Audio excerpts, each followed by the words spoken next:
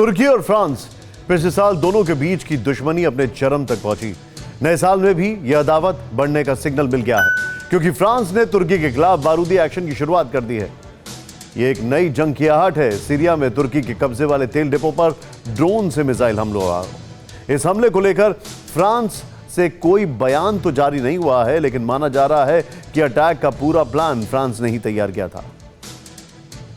दुश्मनी की जो आग दिल में लगी थी, वो शोले बनकर सीरिया में नजर आने लगे। देखिए कितना बड़ा इलाका धमाकों से जल उठा। आग भयंकर इसलिए है क्योंकि यहाँ तेल का भंडार है। तुर्की की कमाई वाली जगह है ये। कहा जा रहा है कि फ्रांस ने इस जगह को अपने ड्रोन अटैक से तबाह कर दिया।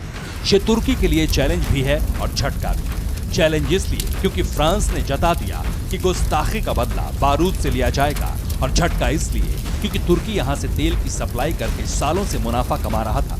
दुनिया को अच्छी तरह से पता है सीरिया के बहुत बड़े इलाके पर तुर्की का कब्जा है। ड्रोन हमला अलेप्पो के उत्तरी इलाके में हुआ है। अल बाब शहर के कई तेल के कुएं तबाह हो गए। तेल के कुओं पर ड्रोन से मिसाइलें दागी गई। हमले को अंजाम देने वाले ड्रोन्स भी इस इलाके में तबाह हो गए। इसलिए पक्के सबूत तो नहीं मिले, लेकिन माना यही जा रहा है कि तुर्की को जख्म देने वाला कोई और नहीं बल्कि उसका दुश्मन बन चुका फ्रांस है। फ्रांस के राष्ट्रपति इमैनुअल मैक्रों ने एर्दोआन को गंभीर अंजाम भुगतने की चेतावनी दी थी। रिपोर्ट्स के मुताबिक शनिवार देर रात अचानक ड्रोन की आवाज गूंजने लगी और फिर धमाकों से तेल के कुओं में भीषण आग लग गई। तेल के कुओं की सुरक्षा में तैनात तुर्की की सेना को इस हमले की भनक भी नहीं लगी। सीरिया में एक और बड़ा हमला हुआ है।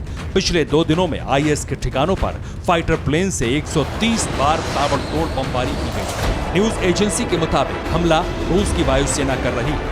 पिछले दिनों आईएस से जुड़े आतंकियों ने सीरिया में सैनिक ठिकानों को निशाना बनाया था और उन पर कब्जा कर लिया था। अब रूस के ताबड़तोड़ अटैक के बाद आतंकियों ने आर्मी बेस छोड़ दिया। शुक्रवार और शनिवार को रूस की एयर स्ट्राइक में 12 आईएस आतंकवादी मारे गए। रूस के हमलों के बीच फ्रांस के भी एक्टिव होने की खबरें हैं। फ्रांस ने इसी दौर में तुर्की के ठिकानों को निशाना बनाना शुरू कर दिया। सीरिया में बुधवार को इजरायल ने भी हमला किया था।